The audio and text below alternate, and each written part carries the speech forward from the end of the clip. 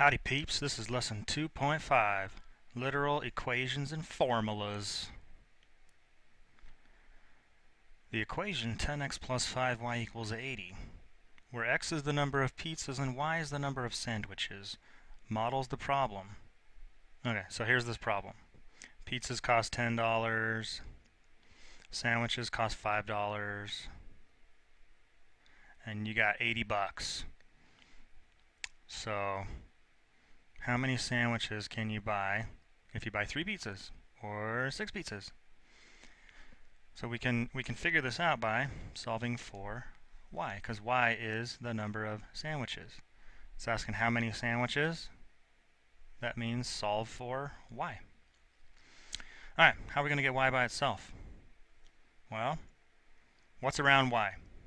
It's multiplied by 5, and we're adding 10x. And you want to get rid of addition and subtraction first. So I'm going to subtract 10x. 10x minus 10x is 0. So on this side, I'm just going to have 5y. And on this side, I'll have 80 minus 10x, or negative 10x plus 80, however you want to look at things. Now, my goal here is to get y by itself. I'm almost there. I just have to divide both sides by 5. So 5 divided by 5 is 1, so I get y equals 80 divided by 5 is 16, and negative 10x divided by 5 is negative 2x. Use the rewritten equation to find y when x equals 3 and when x equals 6. So that's 3 pizzas, that's when x equals 3. 6 pizzas, that's when x equals 6.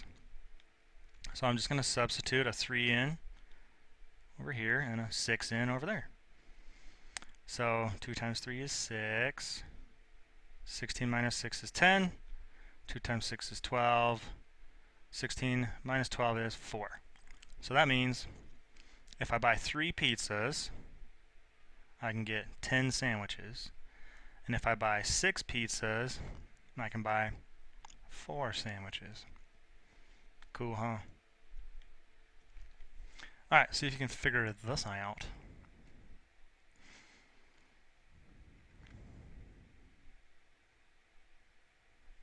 Okay, so we got the equation 4 equals 2m minus 5n, and we want to solve it for m.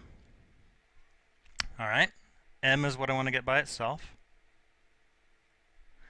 It's multiplied by 2, and then we got a minus 5n. So the first thing I'm going to do is add 5n, because we get rid of addition and subtraction first.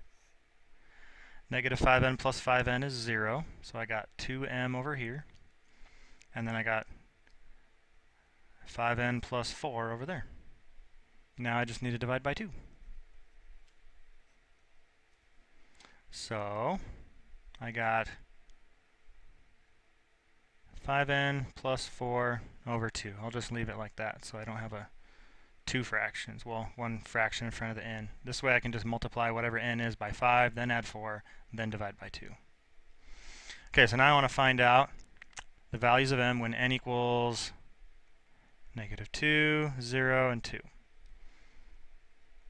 So when n is negative 2, that's going to be 5 times negative 2 plus 4 over 2. 5 times negative 2 is negative 10. Negative 10 plus 4 is 6. So then m equals 3. So when n equals negative 2,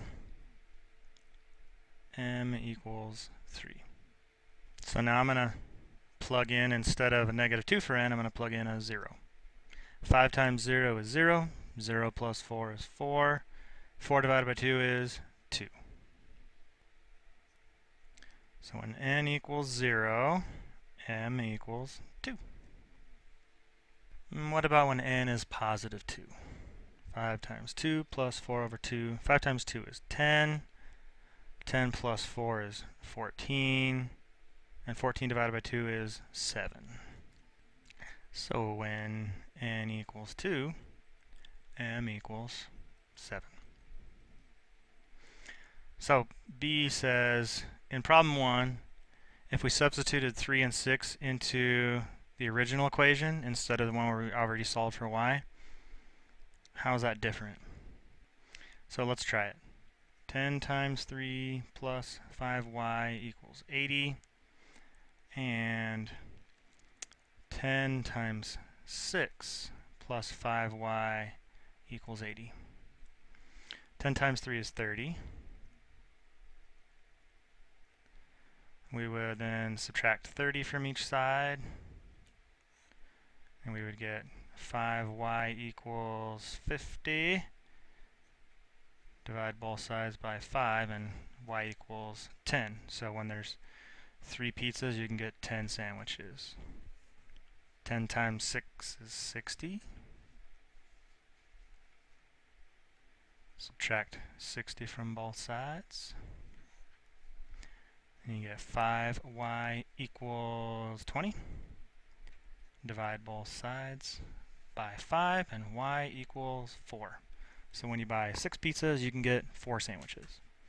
So the idea here is that you can solve problems in different ways. As long as you're not making up new rules and making up new properties or properties of equality or making some other weird stuff up, as long as you're doing stuff that you've been taught, then things will be alright.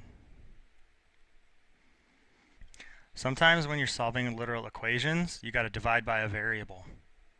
So when you do that, you have to assume that that variable is not equal to 0, because you're never allowed to divide by 0. And so this is something that we need to mention while we're solving. So if you ever have to divide by a variable, you get restrictions on what the variables are allowed to be. So if we start with this and we want to solve for x, the first thing we're going to do is use the distributive property in reverse to bring this x outside. X times a, x, you see how that works. X times a is ax, x times negative b is negative bx. Then to get x by itself, we have to divide both sides by a minus b. But since we're not allowed to divide by 0, you have to say, well, a minus b cannot equal 0.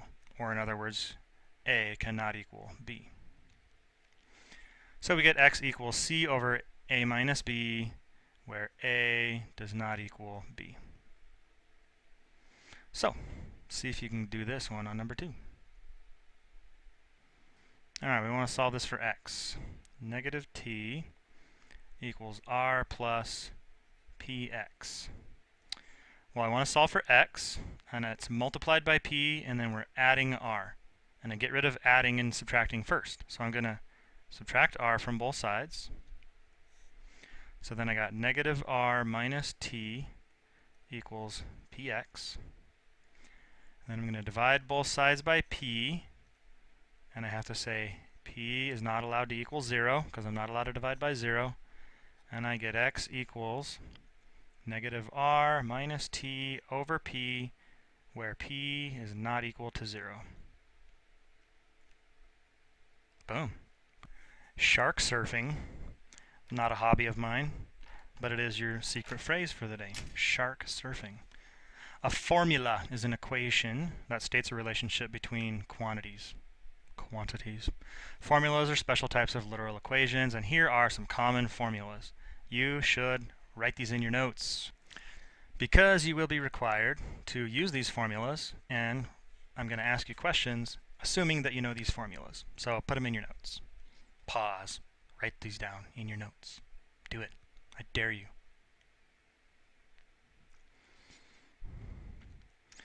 Alrighty. What is the radius of a circle with a circumference of 64 feet? Round to the nearest tenth. Use 3.14 for pi. So let's see. Write the appropriate formula. Back on your formula sheet, circumference is 2 times pi times the radius. So we're going to, what do we want to solve for? What is the radius? So we want to solve for r. So we're going to divide both sides by 2 pi to get r by itself. So r equals c over 2 pi. Now we know the circumference because they told us it was 64 feet. So we're going to substitute 64 for c, and then we're going to punch that in our calculator and get 10.2 is approximately equal to r. So pi is not equal to 3.14. It's approximately equal to 3.14. So when you substitute 3.14 in for pi, you got to switch to the squiggly equal signs, which means approximately equal to. So the radius of the circle is about 10.2 feet. All right, pause and see if you got it. All right, what is the height of a triangle that has an area of 24 square inches and a base with a length of 8 inches? So area of a triangle is 1/2 the base times height. And we know that the area is 24 square inches and the base is 8 inches. Well, 1/2, we can simplify a little bit first by doing what's 1/2 times 8. Half of 8 is 4. And then we can divide both sides by 4. And we get h equals 6. We could have also done this if we knew we were solving for height. What is the height? We could have went like this. We know that area is 1/2 base times height. So we could multiply both sides by 2. We get 2a equals 2 times 1/2 is 1, so base times height. And then divide both sides by b, and we would get h equals, height equals 2 times the area over the base. And then we can plug in for the area and the base. So that'd be 2 times 24 over the base, which is 8. That's 48 divided by 8, which is 6. 2 ways to skin a cat. Don't know why anyone would want to skin a cat, but there's definitely more than one way to do it. The monarch butterfly is the only butterfly that migrates annually north and south. The distance that a particular group of monarch butterflies travels is shown. So it goes from Indiana, flies way up into outer space, and then down to Mexico, and it is a trip of 1,700 miles. That's really far. I am never flying that far without an airplane. Let's see, it takes a typical butterfly about 120 days to travel one way. What is the average rate at which a butterfly travels in miles per day? Round to the nearest mile per day. Well, distance equals rate times time is the formula we're going to use because we want to know about distance and rate and time. But what are we finding? We're finding the rate. So that means we want to get r by itself. So we divide both sides by t. We should make a note here that t cannot equal 0, which is fine because when time is 0, nothing has happened. No time has gone by when time is 0. All right, now we can substitute in for the things that we know. The distance is 1,700 miles, and the time is 120 days. And then when we divide, we get approximately 14 when we round to the nearest mile per day. 14 miles per day. Miles per day, just so you can see this happening, 1,700 miles divided by 100 days is 14 miles per day. Cool how that works, huh? About 14 miles per day. Why don't you pause and see if you can figure out whales, and then push play when you think you got it. Okay, so Pacific gray whales migrate annually from waters near Alaska to waters near Baja California, Mexico. I'm back. The whales travel a distance of about 5,000 miles each way at an average rate of 91 miles per day. About how many days does it take the whales to migrate one way? So how many days means I want to solve for t, the time. So the formula is distance equals rate times time, and I want to solve for time. So I'm going to divide both sides by r, noting that r cannot equal 0, which is fine because if the rate was 0, they wouldn't be going anywhere. So then I get t, the time equals the distance divided by the rate. So the distance is 5,000 miles. And the rate is 91 miles per day.